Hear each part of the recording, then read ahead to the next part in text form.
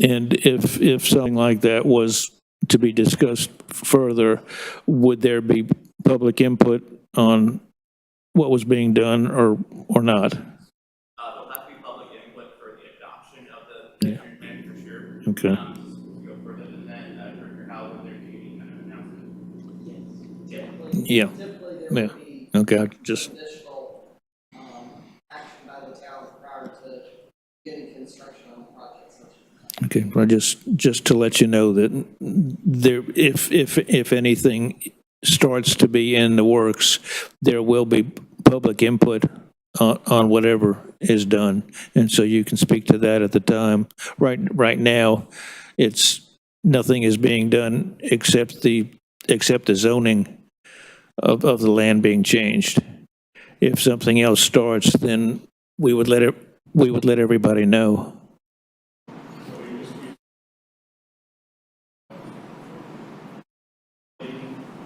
Yes, yeah.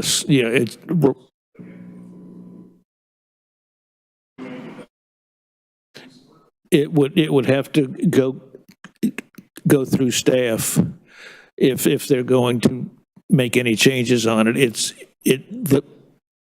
The land is, my understanding is the land is owned by the town. It's zoned for something that it is not being used for or cannot be used for, like it's heavy industrial. I don't know what it's zoned for. Okay, residential, and they don't want to have a subdivision on it or residential. Yeah, that's what I'm saying.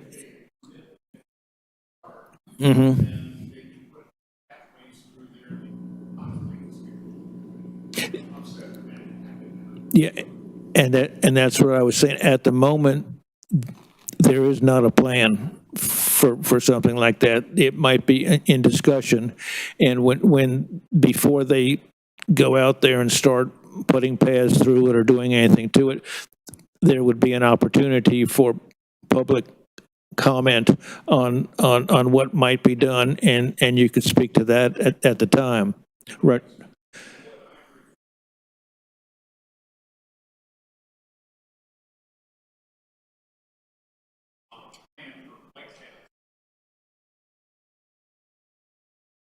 Okay, I If I may, okay. Speak to that. So at this time, the town does not have any plans to do anything with the properties that are included in these rezonings. As Bruce had mentioned, the rezonings are really just to get them aligned with the zoning district that is in our Unified Development Code. As far as any future parks or trails or other uses of these properties, the town generally would have some sort of open notice that a project such as that was going to happen. At this time, there is no funding for such a project. The plan that this citizen mentioned is currently in draft form and will be coming to town to the planning board probably in the next couple months or so, and ultimately to the town council for approval. So there is additional opportunity to provide that plan as well. But yeah, I mean, at this point, unfortunately we cannot say for certain what or when or if anything may be constructed on this property in particular, or really any of the properties that are included in this rezoning. if I may. So, sir, to just address your point real quick, this is mostly a bureaucratic thing right here. It's mostly just to bring those parcels in line with the law, basically, is to make it conform with the law being the code that the town has adopted. In other words, this isn't taking away at any point your ability to interject in a process that you are opposed to. It's just allowing those parcels to conform with laws that have already been written. Yeah, and I understand that law was developed in 2017, was it? So they decided they would bring it. no debate on whether or not that would be done. That was where, and it's like, you know, they're buying up all the land around us, city of Clayton, and now they're going to rezone all this area. And, you know, next thing we know, our property's going to end up part of the city of Clayton. County. You know, so that brings up a whole lot of flags and, you know, things make us concerned about it. But for the most part, I'm worried about the natural wetlands that surround these creeks and lakes. Are you in the ETJ, the extraterritorial jurisdiction? What's that? Is your property in the ETJ, the extraterritorial jurisdiction? It's in Johnston County, but it's under Clayton's planning jurisdiction. So the town already has jurisdiction over all of that land, but not the same as if you were incorporated into the town. Buying up those properties does not in any way correlate with annexation. What I'm concerned about, right, what I'm concerned about is the natural wetlands that people provide us with, which is a natural habitat, been there a lot longer than we've been under. And all of a sudden now they took it into all the cobblestone area, and they're doing this, it's all taking all this natural wetlands and it's shrinking it down. A lot of it, granted, is farmland, but they've been changing, but they take over floodplain and they do all this, and once they zone it, it makes it easier for somebody to come in and say, okay, well, we can do this with it because it's under this zoning board, this zone. Rather than right now, they have a lot more difficulty in doing anything because of where there is no zoning.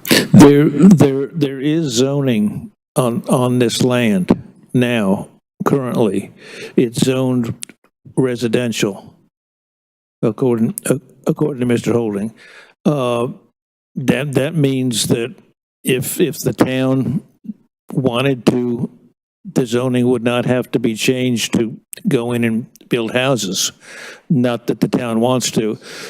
All this is doing is changing the zoning from residential. In some other instances, the zonings are industrial, light industrial, heavy industrial. It's not being used for that.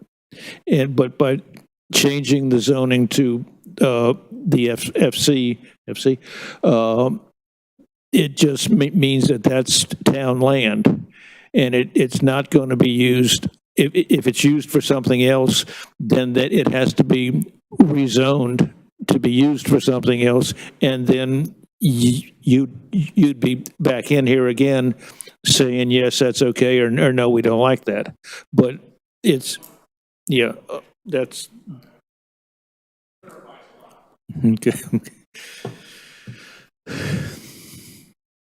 Hello.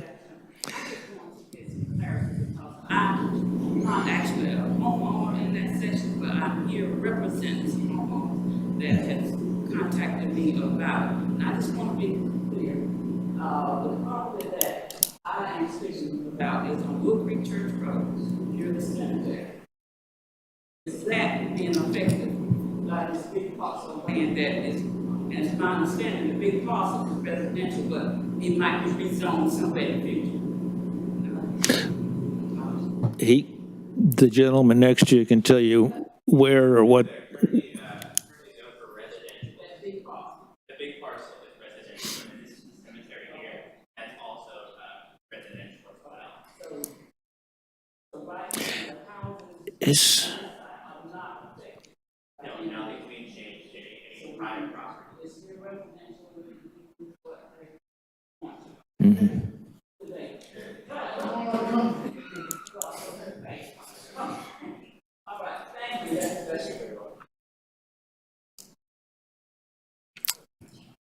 Is there anybody else in the audience who would like to ask a question, make a comment? Okay. I'll turn it over to the board. Anybody have anything to say? Nothing? Anybody want to make a motion? have to make a motion. A motion to approve 2022-92-RZ Town Public Property. We find this rezoning action consistent with the future land use map. And do I have to read the whole thing or just say that we find it consistent? You could say it's consistent and address for the slide. For the town presentation. Alrighty, so we find it consistent per the town's presentation and on this slide. Is there a second? A second. All those in favor? Aye. Aye. All opposed? Thank you. The next item on the agenda is 2022-126-OA UDC technical amendments.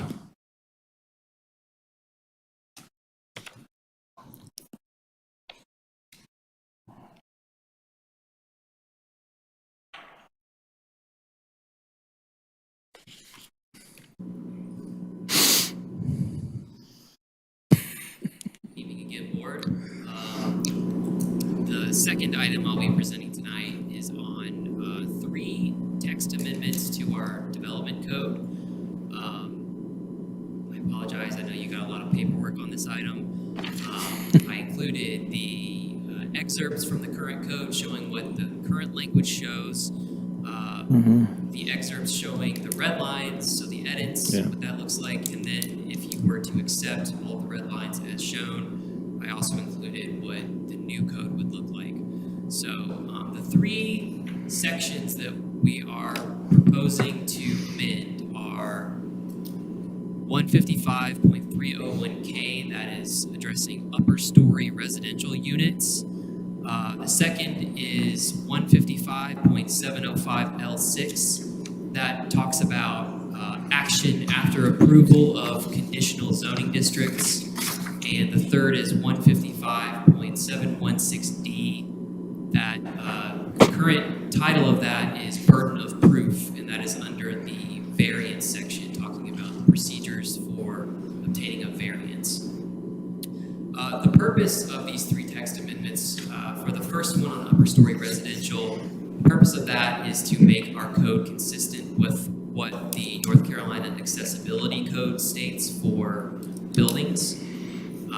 The second is to, this is the one on conditional zoning districts, is to clarify requirements for applicants. We have had several applicants wishing to submit conditional zoning district applications, and we found that there is just a bit of vagueness in that section of the code that we'd like to clear up. And then finally, for that text amendment for the variance burden of proof, that is to ensure that our code remains consistent with current case law.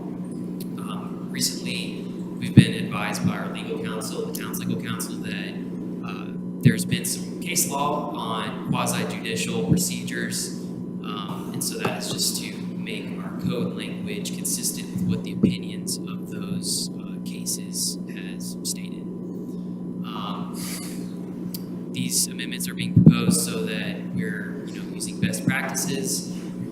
We feel that all of them are relatively minor in scope, but also important.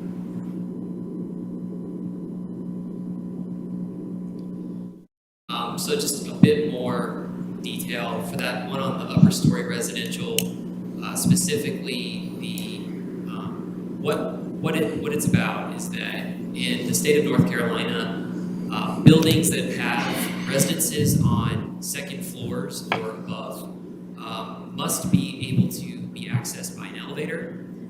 However, as you know, there's a lot of old buildings that have upper story residential units where installing an elevator isn't feasible. So we're proposing that we amend our code to state that wherever that is the case, that a ground floor accessible residential unit must be provided, and that access to that ground floor residential unit must be in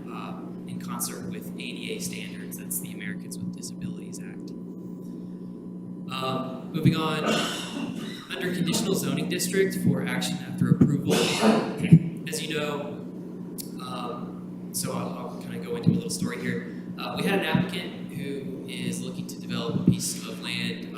They were exploring the possibility of doing a conditional zoning project, submitting a master plan for the piece of land. The conventional zoning on that land, I believe, was a mix of R6, R8, and R10, so all residential.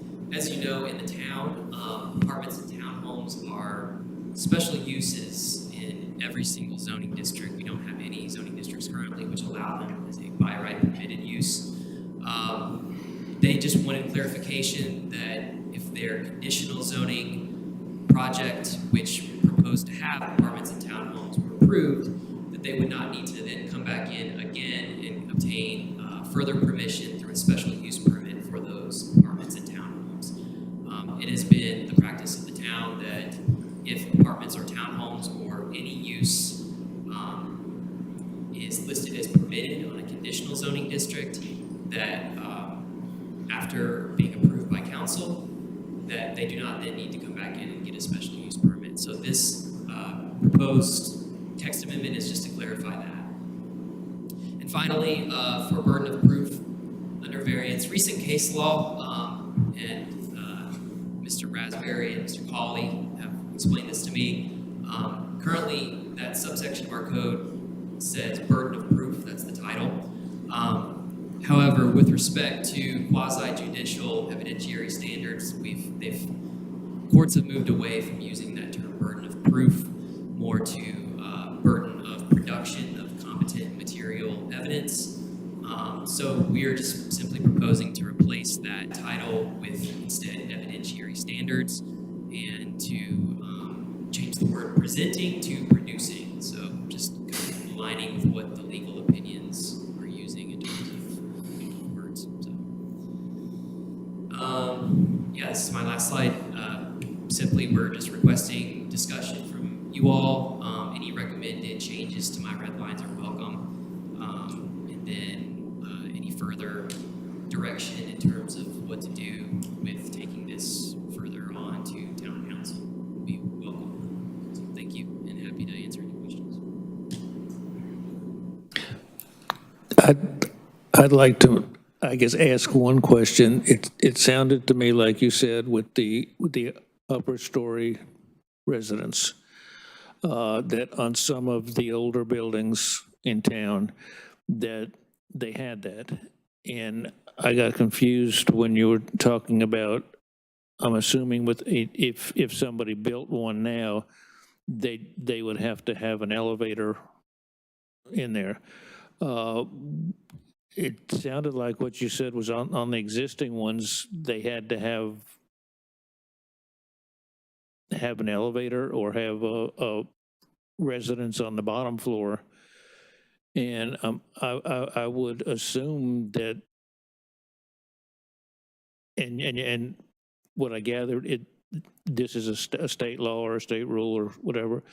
I know in other cities, and I would suppose here, that a lot of the buildings on Main Street have a store on the bottom and residents up top and a stairway on the side. I can address that. And while Aaron was prepared text amendments, a lot goes in my direction, so I'm a little bit more familiar with this issue. The issue actually comes it's based on the number of residential dwelling units in a building. And if you have more than a certain number in a building, you have to have an accessible unit. And that can be provided either through an upstairs unit, accessed by an elevator, or a ground floor unit. So in a lot of our buildings in downtown, we actually don't currently have an issue. We actually have there is a potential concern with several of the mixed-use buildings out in Riverwood, where they have, I believe it's 12 units. Upstairs, yeah. But due to the North Carolina Accessibility Code, they're required to have an accessible unit in that building, and those buildings do not have elevators, so the only way they can have an accessible unit is to have a ground floor unit. And so that's what this text amendment Okay, and what I think I just heard you say is the buildings downtown here, where they have one store in the building and walls, solid walls, and a residence up top, that's not going to be disturbed. Yeah, Okay, yeah. This would just be for, it's purely dependent on the number. Number of units, okay. That's why the newer, I believe it's the Stevenson building, on the edge, or Stevens building on the edge of downtown, that newer building, they were not required to have elevators because they kept it under a certain number of units. Okay. Thank you. Thank you, Director Gall. It's kind of like, if you think about parking, there's not the same way, there's a certain number of, like, ratio of ADA parking spaces to, Yeah, to cars. a certain threshold, you have additional ADA space, so it's sort of like that. I think 12 is the number. If you keep it under 12, then there's no requirement for a accessible ADA. dwelling unit, but, yeah. And if I'm not mistaken, y'all said that this is basically just bringing the town in line with state and federal guidelines, correct? That's correct. Yeah, our current code doesn't actually have a section talking about the accessibility. Okay. That section. Okay. Board have anything? Could I just get a little more clarification on the second one? I don't know where it went. The one with the townhomes and the apartments and all of that. So that is just bringing that all into one section now? So, yes, so currently under Article 7 of our Unified Development Code, there's a section on conditional zoning districts. There's a subsection which is titled Action After Approval. It's not exactly clear, it's a bit vague, but practice has been, and from what I understand, it's everyone is sort of tacitly understood that if you're proposing, say for instance, apartments or townhomes through a conditional zoning district, that they are, and assuming that your narrative for that zoning district says apartments and townhomes will be a permitted use in this conditional zoning district, then despite the fact that the town's UDC under conventional zoning requires a special use permit for apartments and townhomes, that's no longer required once the conditional zoning district is approved by council. So it's just clarifying that section to be clear that no, you do not need to come back in after going through the conditional zoning process to then go back through the special use process. In fact, in many cases, we've had projects where applicants have said, okay, should I do a special use permit for these apartments, or would I be able to do a conditional zoning district? And so it's sort of an either or. Obviously, there are some standards that you have to meet, some thresholds that you have to meet to trigger the ability to come in under a conditional zoning district. But the intent is not to require applicants to have to do conditional zoning and then also come back through and get an additional special use permit, because that would sort of invalidate the purpose of conditional zoning. Thank you. Just one other question, back to the upper story residential. Just curious, to Mr. Power's point, so there's got to be more than, I would assume, just Riverwood that has maybe this happening out there. So would those be sort of grandfathered in, or would those be revisited at some point? Honestly not sure. I don't know what was the impetus for us to do this.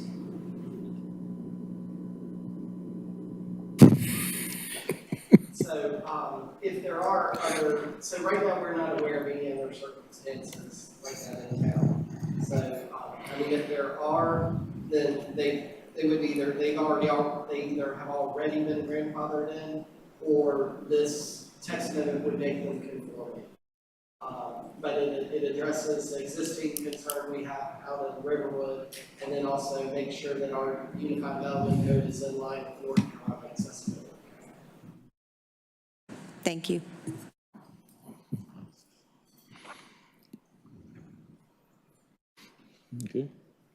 Okay. Well, since this is a public meeting, are there any comments from the audience on this? Oh, yeah. My name's Ken Barber, I live on Horne Court, which is off of Georgetown.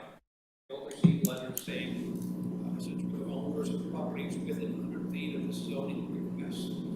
This is vacant area of land behind houses. What Okay. does it mean? It's going to be done with that property.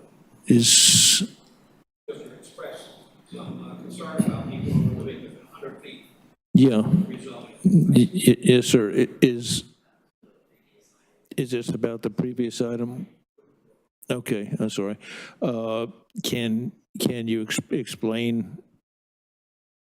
Can you get up there? Hold on just a second, sir. Just a second. We'll get to. Okay. Okay. Okay, so if that's all, was there anybody else who had any comments on the UDC changes? Okay. Check with the board. I think these are all common sense amendments, and I move that we approve application number 2022-126-OA for UDC technical amendment ordinance as proposed by staff. I second. All in favor? Aye. All opposed? Okay. Thank you.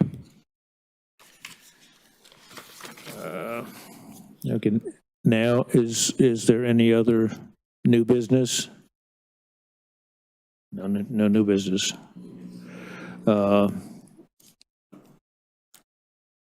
Is there any other public comment on any of the things we've discussed this evening?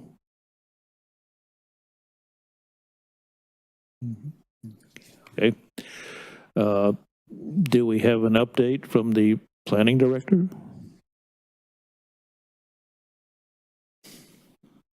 Good evening. Just a couple of quick updates for you on the department. We have signed contracts and had kickoff meetings on both of our small area plans. Mm-hmm. One of those is the downtown master plan update, and the other one is the future I-42, NC-42 small area plans, so those are getting underway. You'll begin seeing more information about those. We'll be getting web pages posted for both those planning efforts here within the next month or two. And we'll start holding some public information sessions, workshops on those over the coming months.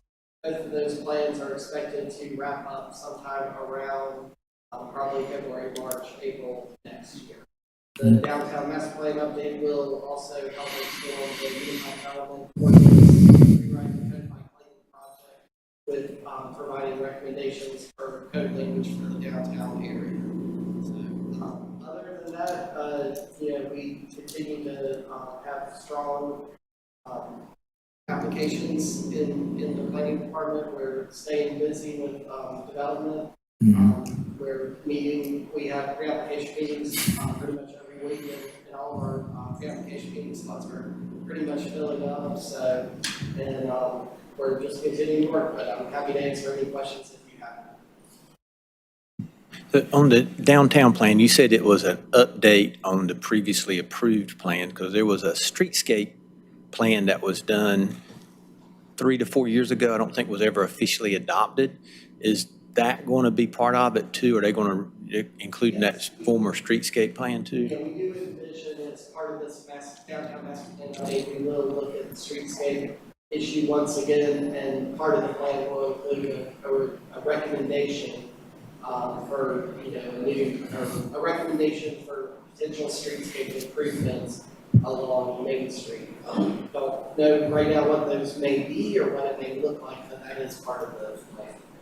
So you do see it as an update on what was there, not just a total revisioning, or is it a total revisioning for like a new plan? I guess, so like if we were to go back and read the existing plan, would there be parts of that that are like just going to be kept, or is it everything's on the board? It's likely going to end up being an entirely new plan, but it is, I mean, we're starting from the I believe it's a 2010 or 2011 plan. So that is our starting point. However, because things have changed so much in the last 10 to 20 years, it's likely going to be the new plan that we're calling the update will likely be almost wholly new. And we've also expanded the focus of the new plan to include some of the neighborhoods and areas surrounding downtown that were identified in the 2045 growth plan as being downtown support and downtown neighborhood. But I know that the UDO stuff is already looking at barriers of entry, I guess you could say, or where we might have adopted a plan saying that we want to promote infill development, but then we have code that does not agree with that statement. Are y'all going to be looking at code also and saying, you know, that in order to fulfill this dream, you know, we need to make these adjustments to our code? Yeah, and that's one of the reasons that we were trying to get this downtown master plan around the same time that our goal is to have it completed before the UDO so that we can take recommendations from that and it can inform that code language so that we can hopefully see our vision from the plan come to fruition at some point in the future. I'm very happy with what you said, because I was hoping that you were going to look at it without any blinders on and not say that, you know, this is something we can't touch. So I like where you're headed. So look forward to good things.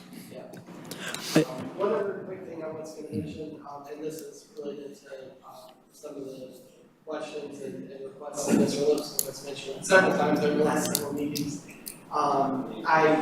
With the town council adopting the budget in July or in June for this year, one of the things that I was able to get into the planning department budget was funding to get American Planning Association memberships for each of the planning board members. So I'll be working on that over the next couple of months or so, and you'll start getting information about that. They have a specific commissioner, what they call a commissioner membership, that is meant for planning board members. So it'll give you access to a regular email newsletter, and also give you access to the American Planning Association website and some of the member resources that are on there.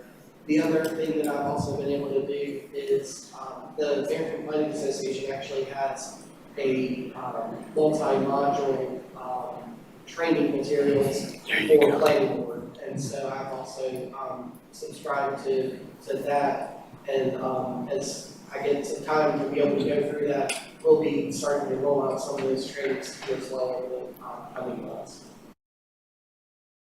Awesome, thank you. I think that this UDO process and the way we're doing it is a great training for especially our newer planning board members, because I'm learning stuff too, and I think that Chad, he's doing a good job. So I'm looking forward to more of those meetings. Real quick, so I may have confused myself while I was writing down something. The small area plans, where are those located exactly? So one is for the downtown area. So we've identified that area roughly as between 70 Business and about First Stalling Street.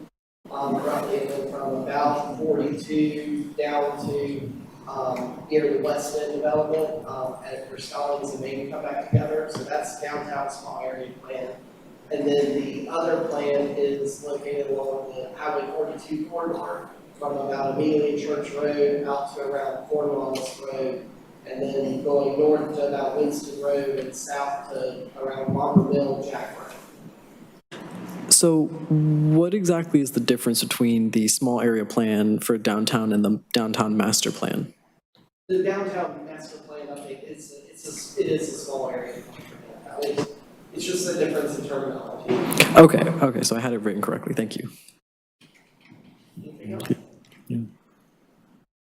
Okay. Thank you. Did you have? Statement, if I could.